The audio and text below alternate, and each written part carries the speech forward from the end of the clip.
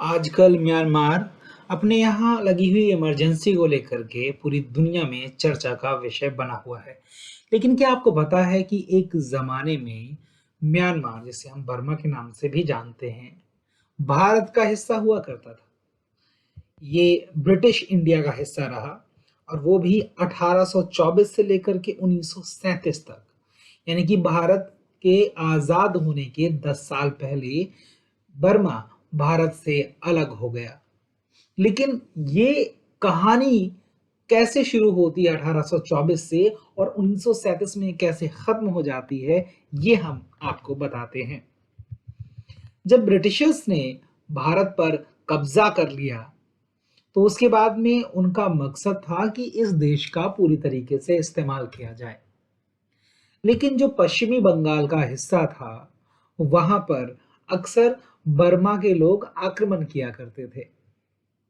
इस वजह से ब्रिटिशर्स को लगा कि उन्हें बर्मा के लोगों से खतरा है और इसी वजह से बर्मा के लोगों के साथ ब्रिटिशर्स के 3 युद्ध हुए।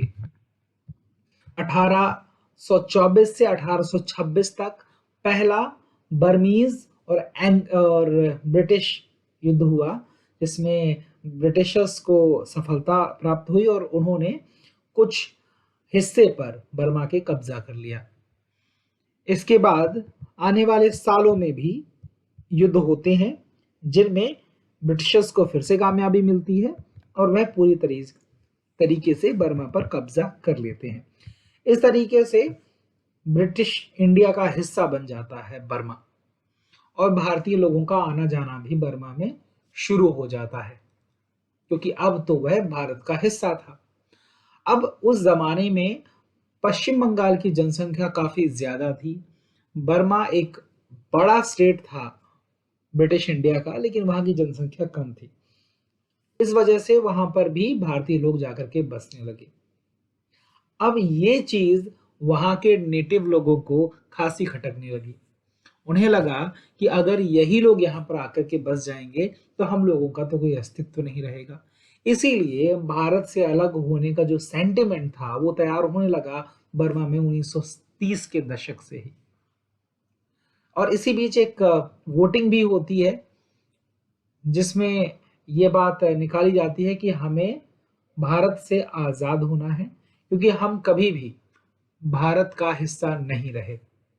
वैसे ये क्लेम कोई बहुत बढ़िया क्लेम नहीं था, क्योंकि मणिपुर, मिजोरम और दादरा नगर हवेली भी कभी भारत का हिस्सा नहीं रहे, लेकिन वो बाद में भारत का हिस्सा बने और इंडिपेंडेंट इंडिया का हिस्सा भी बने। तो ये क्लेम उस समय दिया जा रहा था। तो आखिरकार उस समय जो भारत के नेता थे, उनका ध्यान इस चीज पर बिल्कुल नहीं था। वह चाहते थे कि भारत को पहले स्वतंत्रता मिल जाए, उसके बाद में हम इन छोटे छोटे मुद्दों पर बातचीत करेंगे। यही वजह रही कि 1937 में बर्मा भारत से आजाद हो जाता है और 1947 में जब भारत आजाद होता है तो बर्मा एक अलग देश के तौर पर खड़ा नजर आता है और भारत एक अलग देश के तौर पर खड़ा नजर आता है। आजकल सिचुएशन ये है बर्मा में कि उनकी सबसे फेमस नेता आंग सान सू ची को गिरफ्तार कर लिया गया है और वहां पर इमरजेंसी जैसे हालात है। पूरी सत्ता मिलिट्री के हाथ में है। जाहिर है कि अगर बर्मा भारत का हिस्सा होता तो ये सिचुएशन कभी आती ही नहीं, क्योंकि भारत का संविधान इतना मजबूत है कि यहाँ की मिलिट्री को इतनी पावर दी ही नहीं जा सकती है।